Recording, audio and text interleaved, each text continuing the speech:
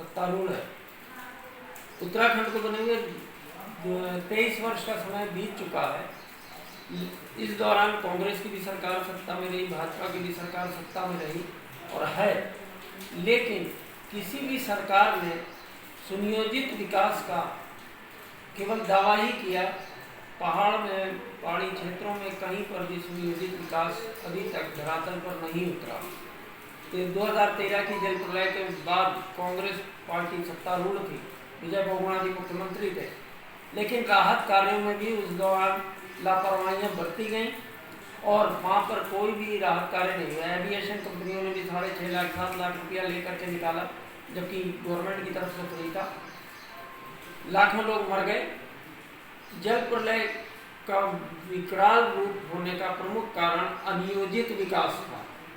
पर्वतीय क्षेत्र के लिए कोई मूलभूत ढांचा सुनियोजित विकास का अभी तक सरकारों के पास नहीं रहा है।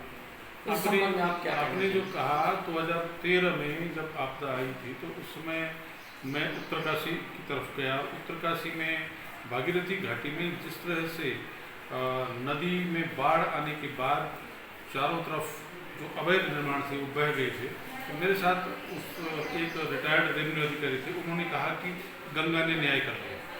मैंने कहा इसका क्या मतलब है?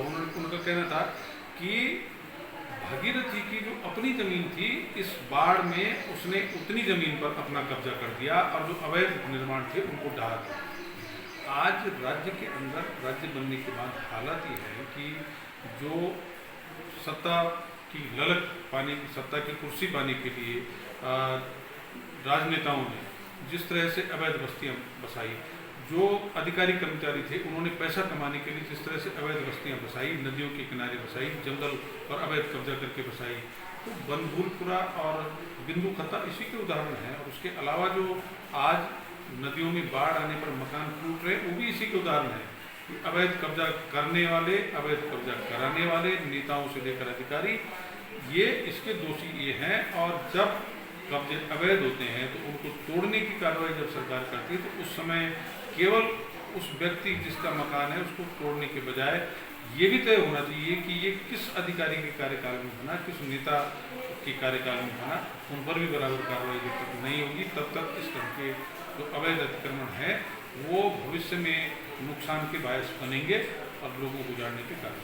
तो इसलिए यहाँ पर जो सरकारी ज़मीनें हैं वो सुरक्षित रहें, कि सरकार की जिम्मेदारी है, सरकार में बैठे लोगों की जिम्मेदारी है, जो अधिकारी हैं उनकी जिम्मेदारी है और हर नागरिक की जिम्मेदारी है। लेकिन ऐसा नहीं होगा, लोग लूट खसोट के रास्ते पर चलेंगे तो उत्तराखंड बर्बाद होगा। हम बात